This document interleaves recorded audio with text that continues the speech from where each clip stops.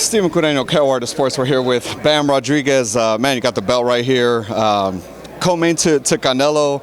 I want to say about 2 years ago, were you kind of thinking this is the trajectory your career was going to be on before you got that late call? It was hard to tell because before in 2021 I had so many fights scheduled that fell through, so I was starting to get a little bit discouraged with my career the way it was going. But you know, with the help from Matchroom, it really helped me. And when I got that Carlos Alvarez fight, it's just my life has changed since then. Right, man. Yeah. It's been pretty awesome, right? Because I mean, like you said before, fights are falling through, and now it's Quadras, it's Sorang Vasai. These are the names that, you know. I mean, were you even thinking you're going to fight these names? I remember you were like 105, 108, right? I mean, these guys were, 8-10 pounds above you. Yeah, I was campaigning at 108, and at the time when I was an amateur, I was watching these dudes fight on HBO, and it's just crazy that I was in the ring with them. I was able to share the ring with them. Even when I fought Carlos Alvarez, I was in the ring there. Like for the first round, I was like, "Damn, I'm really fighting him." It was just crazy because it came so fast. Right. Obviously, those are two of the four big names of that kind of generation. Chocolatito and Gallo are fighting for a third time. Those guys are kind of towards the end of their career, but I mean, you just beat a great Sorang Vasai. Sorang Vasai didn't look like he'd lost much. You know what I mean? So, is that kind of the clear, opponent that you're looking for, or you just we got to win on Saturday and we'll see what happens next? Yeah, the main focus is September 17th, and then after we can talk, but the main focus is Saturday night.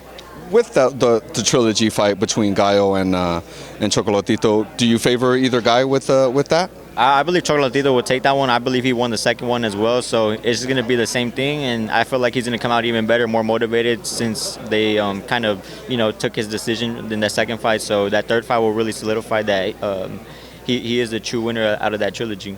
Man, just for yourself with this fight, I mean, like you said, you're coming off of Quadras, you're coming off of Sorang Vasai. The opponent you're facing doesn't have that name recognition. How do you keep the motivation up to, because if you don't get past this guy, then the trilogy winner probably doesn't materialize, right? This is the motivation right here. Knowing that I have this, it's something that every fighter wants, to be a world champion. So every day in the gym, I keep that in my mind, that they're working their ass off to take this, and that's why I had to work my ass off even like 2 times more. So that's always the mentality in the gym.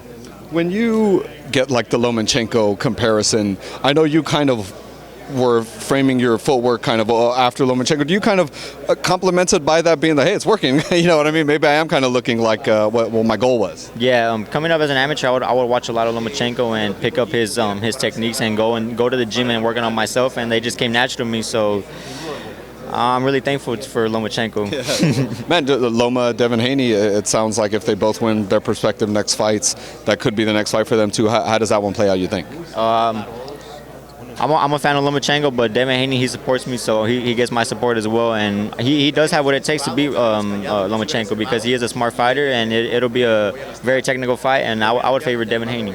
Just two more fights I want to get your take on. Spence versus Crawford, hopefully we get it right.